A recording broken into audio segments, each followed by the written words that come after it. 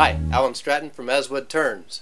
First, I want to express thanks to all of the wood turners who have submitted videos for the Christmas Ornament Wood Turning Challenge. We've had some fun. There's been a good variety of ornaments, a good variety of techniques and styles.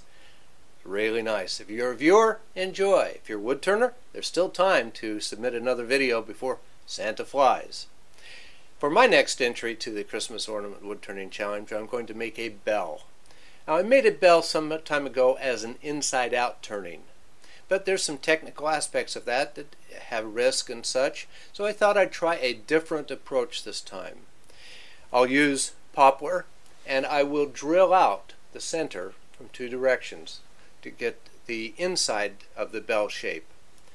I'll have to remount it after I part it off onto a dowel in order to finish the very top, and then what we should end up with is a bell.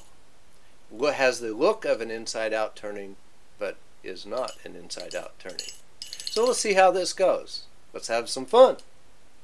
I started by marking my hole centers on all four sides of the wood. I intended to drill from each side rather than drill clear through the wood.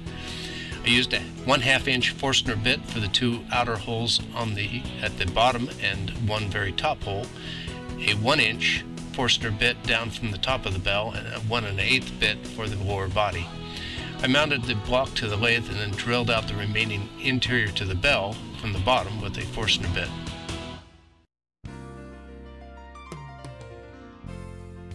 I started turning with a bowl gouge, then switched to a skew for more refined work. The gouge left it a bit rough.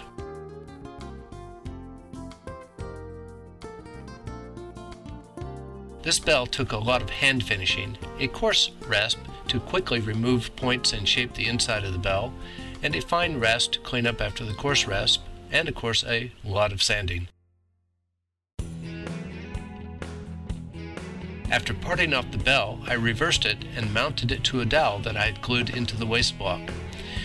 With the bell well taped to the waste block, I was able to trim up the top of the bell and sand it.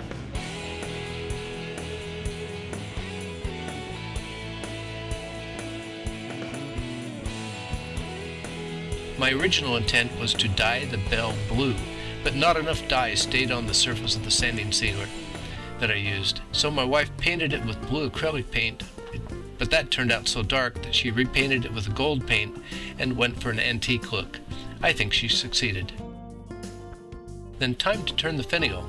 I used a piece of maple that I had sawn years ago for a pen blank. I continued the bell theme by turning a small bell as the top of the finial, with just a small half bead between it and the ornament bell body.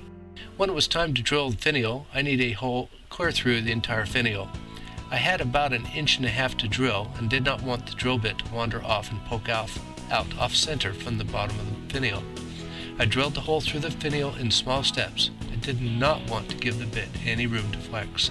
I needed a long tenon on the finial, as it needed to pass through the entire top of the bell to hold the knocker inside.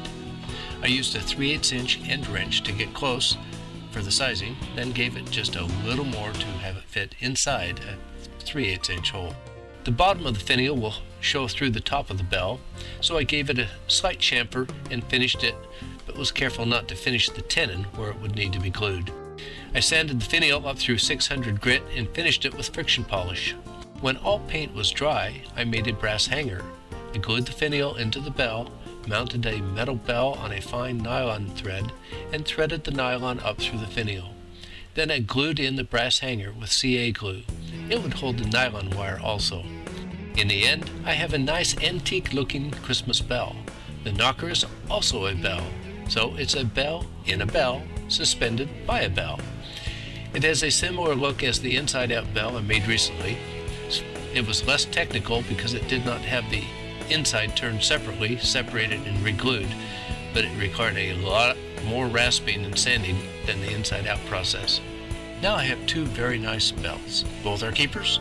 Either technique has its pluses and minuses.